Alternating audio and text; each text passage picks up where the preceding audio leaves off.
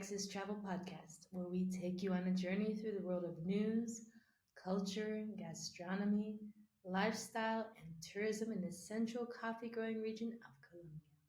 I'm your host, Erin Donaldson, and inviting you to grab a cup of coffee and join me as we explore the intersection of travel and discovery.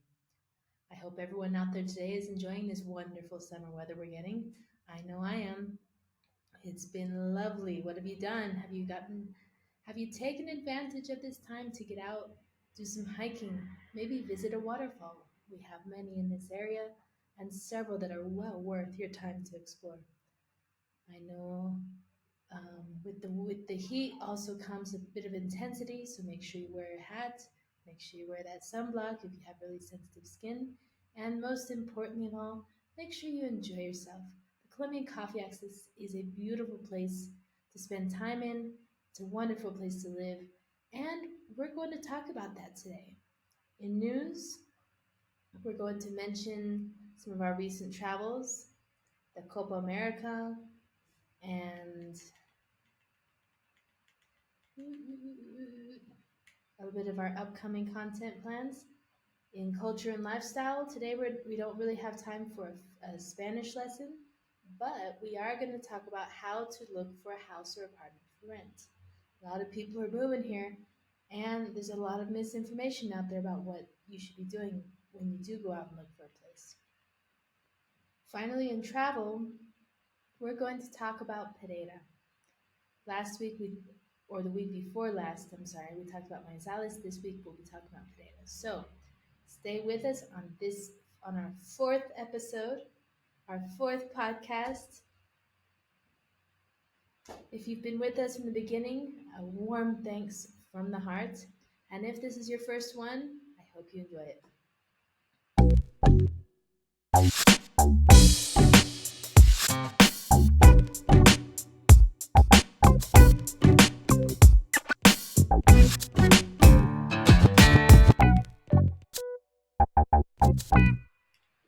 In news, we have some sports updates to give you. Last week we were sick, so we were unable to bring the report right after it happened, but here it is. Better late than never. Unfortunately, Colombia did not win the Copa America this time around, but we did see tons of tricolor patriotism and passionate fans sending their energy to Miami in hopes of success. The game with Argentina concluded 0-1 in hope another win for Lionel Messi and his team. All over Colombia, so security protocols were enacted to avoid what happened in Bogota, where fans rioted and caused damage in a few areas. Meanwhile, in Manizales, many fans actually struggled to get home after the buses stopped running, even though there were supposed to be some routes still running. In the Manizales press group, there were comments that the coverage was low, and in some areas, people struggled to find transport. This is pretty common down here, so if you are a foreign resident living in the Colombian Coffee Axis, remember, nothing is ever as consistent or as secure as it seems, so always have your own plan, always have a way to get home when you are out and about.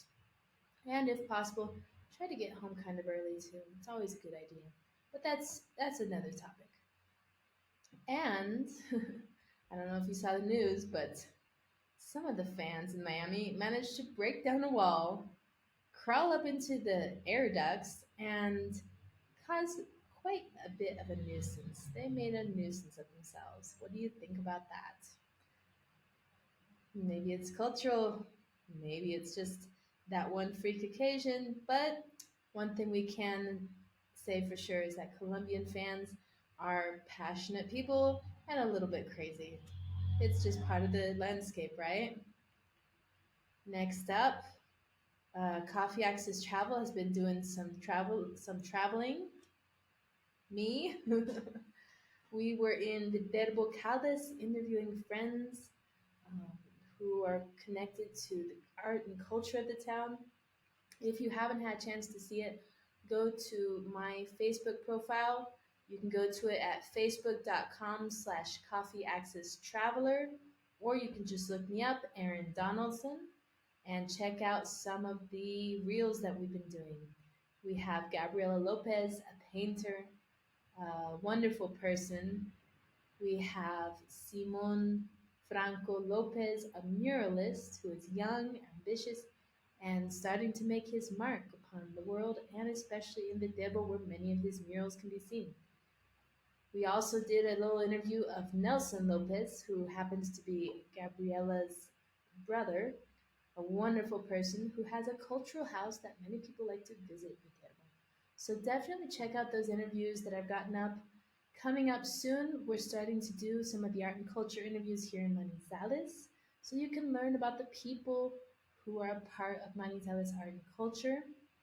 Coming up first, we're going to be talking about Fundación Batuta, a foundation dedicated to music and orchestra, helping young children and young adults find their way in the world and get involved in any kind of musical pursuit. They have all kinds of wonderful programs, so that will be coming up in the future.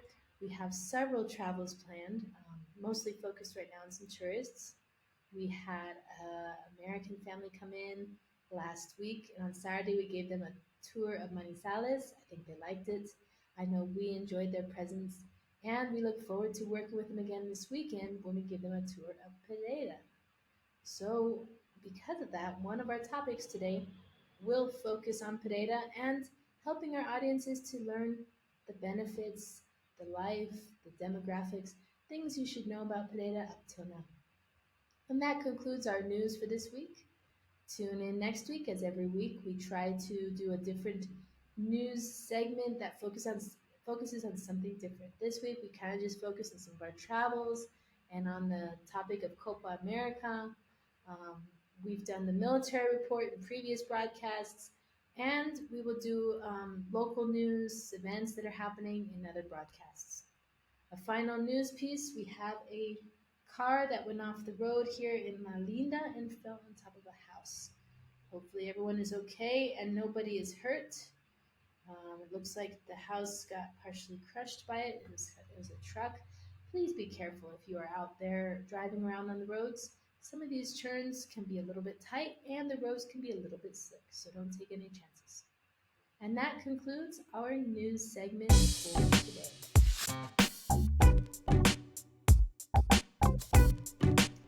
Let's move on now to culture and lifestyle. Like I said before, we are not doing a Spanish lesson today, but we will be going over Spanish terminology related to finding and renting a house or apartment in Colombia. For many people, it can be a bit tricky. It isn't rocket science to be able to rent a house in Colombia, but there are some things that you need to learn that will help you understand the culture and some of the challenges you need to overcome. So let's start with a few Spanish phrases that you need to know and understand when you do go to rent. Um, just like in the US, you can expect to see uh, papers in the windows or publicity in the windows, advertising a house that is available. When you see that sign, usually if it does not have a brand name on it, it is direct with owner. However, do not expect that to always be the case, as some realtor companies have gotten wise and started advertising as though they're the owner and not the realtor. So when you see en arriendo with an A, arriendo, repeat, try it for yourself, arriendo, that means for rent. You might see en alquiler, another word for rent. But if you see a paper in the window that says se vende with a V, that means for sale. And that's a whole different critter that we will talk about another time. The company or realtor is called inmobiliaria. Inmobiliaria. Inmobiliaria. That's the realtor company. Um, inmueble. Inmueble is the property itself. Okay, so you'll hear these terms come out when you start asking around about places to live, and then you start going to these places. Then you're going to ask, well, a como? Many locals will not necessarily say cuánto cuesta, which means how much. They might just say A como. A como la casa. A como. Por mes. Something like that. So practice in front of a mirror. Get really comfortable with these terms before you go use them. That way, when you are out and about, you sound like you kind of know a little bit of the Spanish and you won't be taken advantage of so easily. It's not a sure thing, but we always want to try to be as integrated and understandable while understanding what people are saying to us, right? Next, we're going to talk about the word bedroom, which is alcoa, alcoba, or pieza, or piso. There's three different words that mean the same thing: alcoa, pieza, or piso. They all mean bedroom. It's confusing, right? But I know you can do this. Just keep your ears open when you hear the realtor talking, and you'll get it soon enough. Piso also means floor, such as first floor, second floor, third floor. If you see an elevator that says PP, that means primer piso, right?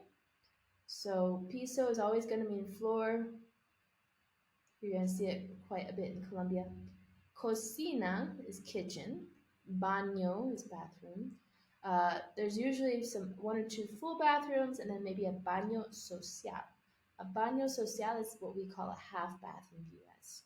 And then you have garaje, which is garage. Some houses come with garajes or garages. Others will come with a reja, which is a sort of garage, which is more like a patio with a cover over the top where you can get your car in and park it and it'll be protected, but it won't be necessarily all the way closed in. Usually, a reja has bars that come down over the front of a patio to keep people out. Then you have sala, which is living room, and comedor, which is dining room. And then if you have something like an office or a study, you might hear the word oficina, estudio. In real estate terms, it tends to sound more like a study or estudio, okay? Which is also the term for study, like study, math, study science, study Spanish. You get the idea. So those are the basic words you need to know when doing your search, right? But when it comes to contracts and actually renting the place, there's a ton of legal jargon and concepts that you also need to be familiar with. We do recommend that you work with someone to review the contract, even if a lawyer or someone like me who does a lot of consulting for people who want to rent. Um, Contracts in Colombia can be really abusive. People will print these off the internet and they won't even look at the contract they're giving to people, or it might be intentional malice. Both I've seen both situations play out, and you'd be surprised how easily an owner of a house will let you negotiate some of the terms of that contract. In fact, many times they'll be willing to even cross things out. So don't hesitate. Please do not hesitate to either contest the contract, ask for a counter contract, or just go to a lawyer and have him help you with it, because there's so much that I'm learning about contract law every time I do this. And I have lawyers that I consult with, I have lawyers that work with me, I even have lawyers that I can call on to do these counter contract situations. And the more I learn, the more abusive I find some of these contracts to be. But again, it comes down to this: how badly do you want that place? If it's the thing and you gotta have it, well, you're gonna have to be willing to give up maybe some of your rights to the landowner. But it's also important to know the law regarding what your rights are. Did you know that deposits in Colombia are actually illegal?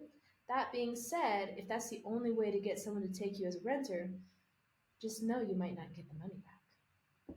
And that's very common. They try to, hang on to all the money they can get. Not everyone. There are honest people in Colombia. I've met wonderful people renting out houses that were more than willing to work with foreign residents coming here. But you'll never miss. You'll never run short on people who are abejas or bees, or people who are ready to and willing to strike in favor of any deal that serves them. So, how do we find a house or apartment in Colombia? That is the question everyone is asking on my Facebook groups. I have two groups. I have expats in Pereira, expats in Manizales, where people are free to ask questions, answer questions for other people, make recommendations.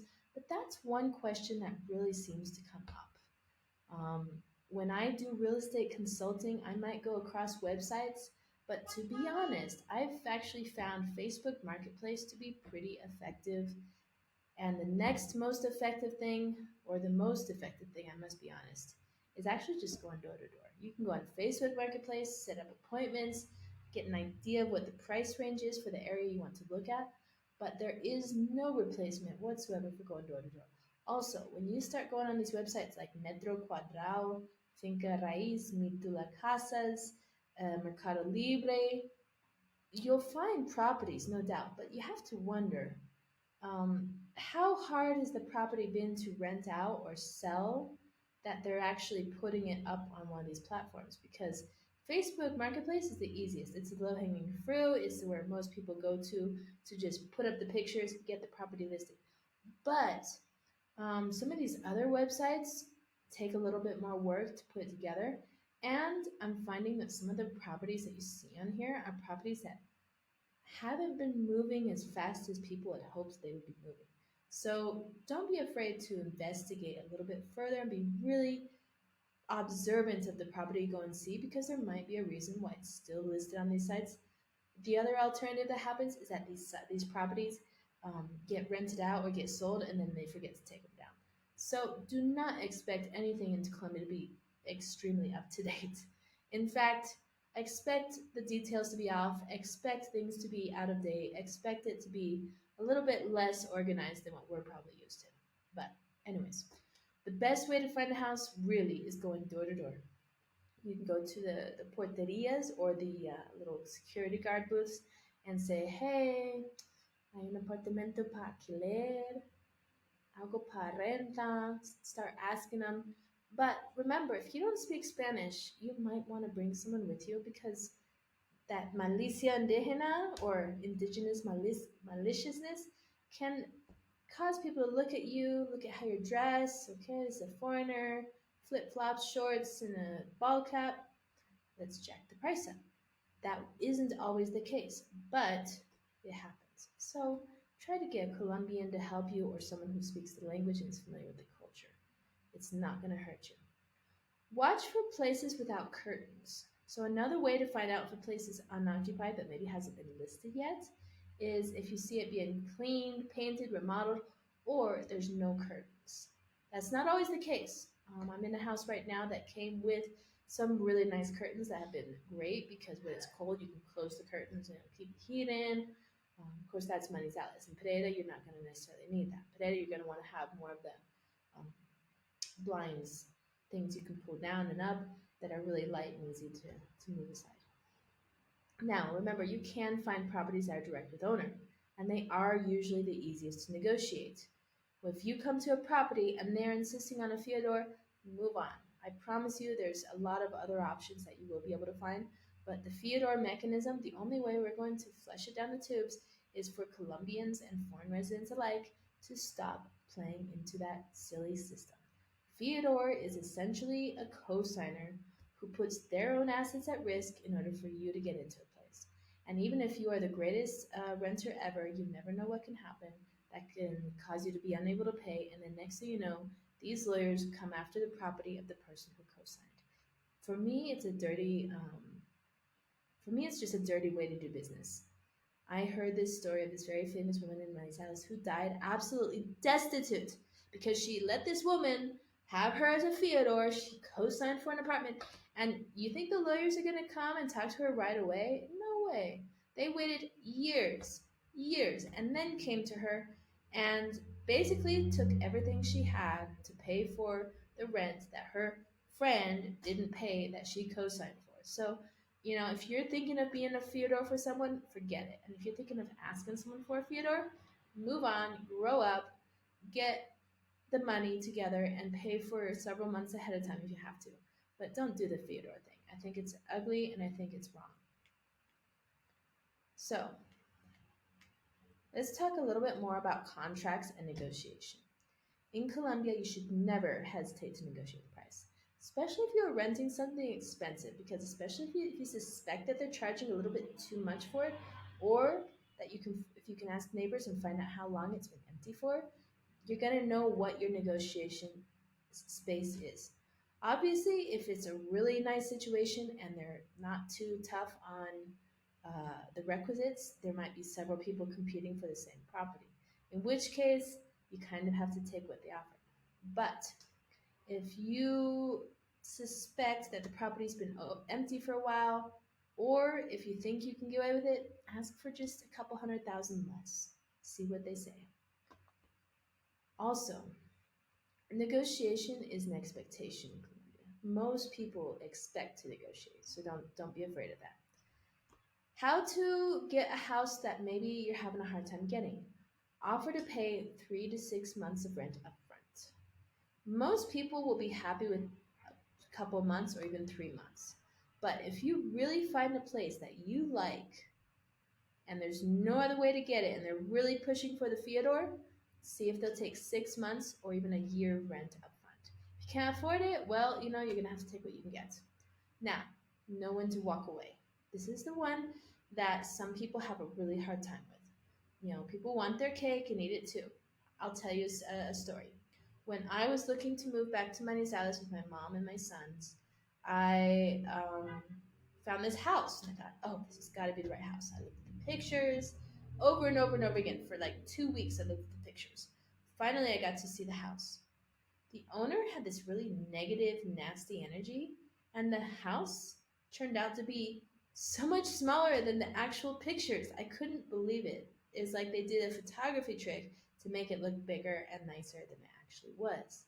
I got there, and the guy was being really, he wanted you to get your own insurance policy for the house, which you can do, no doubt about it, but it's not easy to do. The insurance people might still ask you for a Fyodor, and I found that a lot of times you can just skip it by moving on. And so the house that I thought was going to be perfect for us turned out to be a total nightmare, and I had to just walk away. I was like, okay, the owner sucks.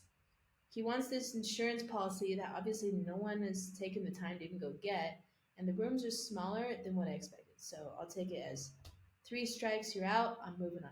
And actually, as a result of by me just walking away, I found a much better house at a cheap enough price, and we're really happy with it, and we're direct with owner. He didn't insist on any of this silly insurance stuff or a Fyodor or a bunch of deposits. In fact, we were basically able to just move in, and it was really nice, and we're really happy here. So don't be afraid to walk away because you never know what you're going to find in just a couple days or a week or even a month if you have to wait a little bit longer. I already said this before, but you should hire a contract lawyer or a lawyer who's experienced with contracts to negotiate your contract or write a counter contract. The alternative to that is that I also do the same thing. I will review your contract, but if it looks really freaky, I'll go to a lawyer, ask them, and if they tell me just write a counter contract, I'll recommend that you just go to a lawyer and do a counter contract, and that's what it is. So some of the clauses that pop up that violate your rights as a renter that requires like a counter contract or even the intervention of a lawyer is, for example, having the renter pay any modifications requested by the building or government. That's not your responsibility, but damage is. So watch out for your contracts and really take the time to read the fine print. You would be surprised what I have seen in contracts, such as the owner being able to walk in anytime they want and inspect the place. In Colombia, you have rights as a renter to not have the owner coming in and inspecting the place while you're occupying it, or to at the very least give you at least 24 to 72 hours notice before they come and show it. So, protect your privacy a little bit. Okay, 3 months notice. So a lot of contracts have this thing, and this is what, again, I can't emphasize this enough. This is why I'm telling you to work with a contract lawyer or work with a consultant like me who can sit down and look at that contract. Many contracts will have a 3 months notice clause where you have to give 3 months notice or pay 3 months rent as a contract breakage fee. So you break the contract, you say I'm leaving early, you don't give those 3 months notice. The landlord doesn't say, okay, you give those 3 months notice, and he comes to you and says, all right, you got to pay 3 months rent because you didn't give proper notice. So watch out for that. Try to put in a clause that you can both agree to terminate the contract. Try to avoid having anything they can call you on the carpet for. You know what I mean? COVID-19. All right, here's a weird one. One of our clients' contracts that I worked on had a sanitizing clause that said the renter was responsible for any costs for sanitizing the apartment in connection to COVID-19. But what does that constitute? What does sanitizing mean? What can they cause to mean sanitation? If it's going to be a floor replacement, you know, I'm not a lawyer, but I'm just telling you there's some weird stuff that goes on. All right, contract fees are also pretty normal in Colombia. Some realtors, again, here's why you should avoid realtors, will ask you to pay 50 to 70,000 pesos to fill out an application.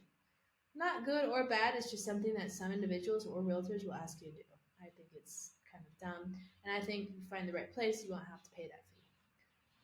We already mentioned the mutual agreement clause. Also, we talked about inspection subletting. Most contracts will now allow you to sublet your apartment or have a roommate. So be very clear up front if you plan to either rent out a room for Airbnb to help pay your costs or if you're going to have a roommate. And that includes if you end up having a partner one day or some kind of love interest that moves in with you. Watch out. Also, there's usually no modification clauses, so if you decide to paint or improve your apartment, don't expect the owner to give you a discount unless you have their consent in writing, okay? Finally, repairs and maintenance. It's a good idea to try to have a clause in your contract saying that the owner must respond within 24 to 72 hours to any issues that need repairing, unless it's emergency, which they must respond immediately. You don't want a house that's flooding out for something that's not your problem and the owner's just lost. So try to, keep them bound with some kind of clause that they get things taken care of pretty fast. And if for some reason you have to pay for it, work it out to where they can take that cost out of your rent or you can negotiate with them to help pay for it. So these are only a few of the situations that can arise when negotiating contracts, when looking for a house or apartment. If you need a lawyer recommendation, feel free to write us via WhatsApp at 312-794-8245 to ask for the lawyers that we recommend from personal experience or to ask about our real estate consulting service. I've been offering a service now for several years that has become actually more popular where being a Native American English speaker, I can communicate with the person looking for rent, but I can also speak fluent Spanish 99% of the time. There are some exceptions. I still get some things wrong.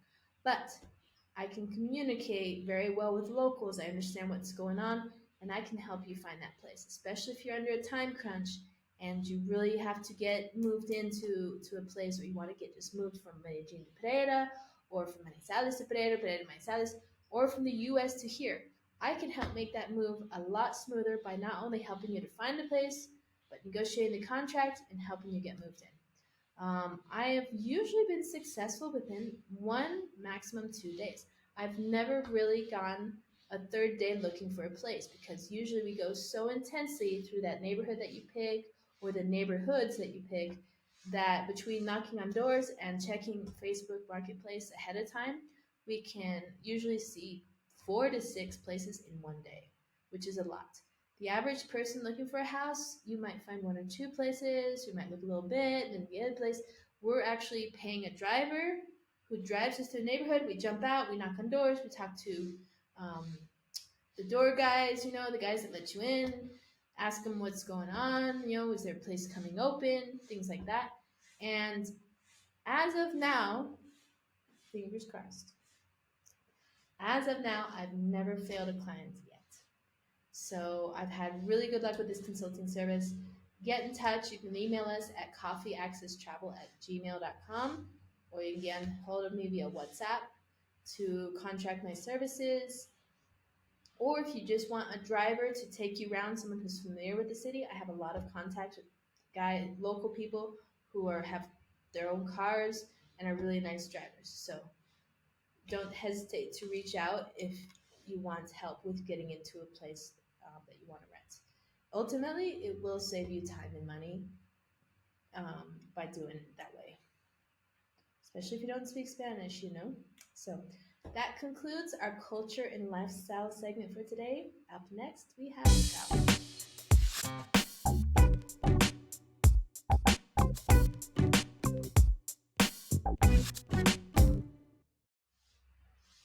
So, in travel, today's topic is Pereira, Colombia.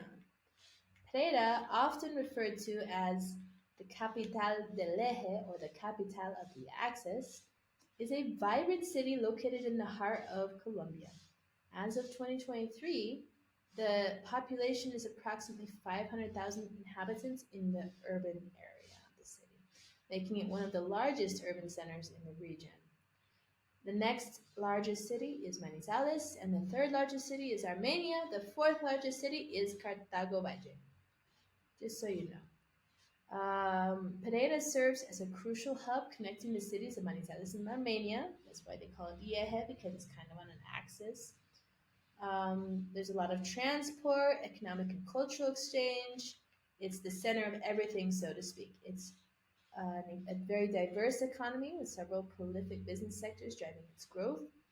The coffee industry still remains a cornerstone of the local economy. We do have uh, roasteries and coffee purchasing centers that buy all of the beans from people who are in the area. Um, Not quite the volume of Chinchina or some of the quality that you see up there, but it is. The region is renowned for producing some of the finest coffee beans in the world, and Pereira is important to that, being a major transport hub. In addition to agriculture, the manufacturing sector has seen significant development, encompassing textiles, food processing, and metalworking. Furthermore, the service sector, which includes tourism, retail, and education, has expanded rapidly, attracting both local and international visitors eager to experience the city's rich cultural offerings. The lifestyle in Pereira is characterized by a blend of modernity and tradition. Residents enjoy a laid back pace of life marked by the warmth and hospitality typical of the coffee growing region. The city is home to numerous parks, plazas, and recreational areas where families and friends gather to socialize and enjoy outdoor activities. Pereira also hosts a variety of cultural events, including music festivals, art exhibitions, and culinary fairs, showcasing the region's rich heritage and artistic talent. Coming up soon in August, we have the Fiestas de Cosecha in Pereira. That will be about mid August, about the same time as the Feria de Flores in Medellin. You can expect some entrepreneur fairs showcasing local small business owners, and up and coming startups. Great way to get integrated to what's available in the local area. Um, you will have concerts in Plaza Bolivar, Plaza Victoria. There's also a big gastronomy event that you can go and try out different restaurants in the city that will have a booth set up for the Festival Gastronómico during the Fiestas de Cosechas. It's all around a good time, and definitely check it out. Another great thing about Pereira, we have Matecaña International Airport with a brand new terminal that has been expanded to increase volume, but also modernized. Now we no longer have the old terminal, which is kind of small. You have a new one that's much bigger, much more modern, and you'll find that it has all the comforts and all the services you would expect from a modern airport. The airport in Manizales, La Nubia, unfortunately, is very small, very limited, and doesn't even open that much. There's only a couple flights a day that come in and out, and if it's ever foggy or overcast, that airport will close. So if you are planning to travel to the area, we do recommend that you fly into the Pereira airport into Maticaña, as it is more reliable than La Nubia. And my light has fallen down. Hang on just a minute.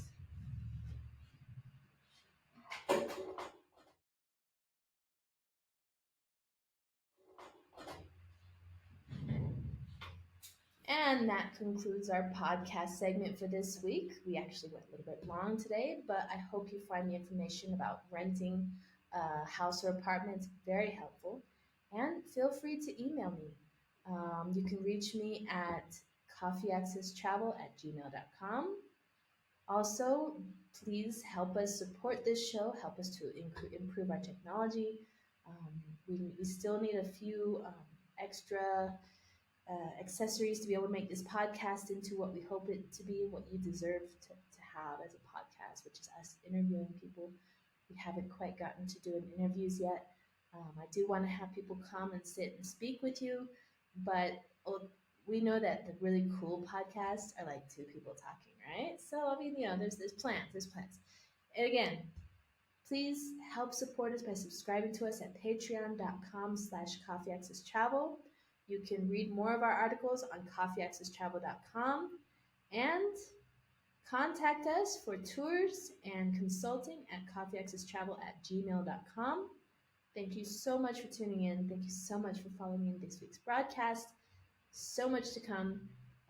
We've been putting out a lot of content lately, and it's thanks to you. It's thanks to the people we do have right now on Patreon, which have been a huge boost to us, a huge motivation to me, the main actor in all this, the one who's doing all the work. And it is a one-person job, but so I do aspire to one day work with more local talent and other digital content creators, but I need funding for that. So, check it out. Check out Patreon. And if you are already subscribed, my deepest thanks and appreciation, because you are the one who's making this possible. Thank you for tuning in. My name is Erin Donaldson, your host with Coffee Access Travel, signing off.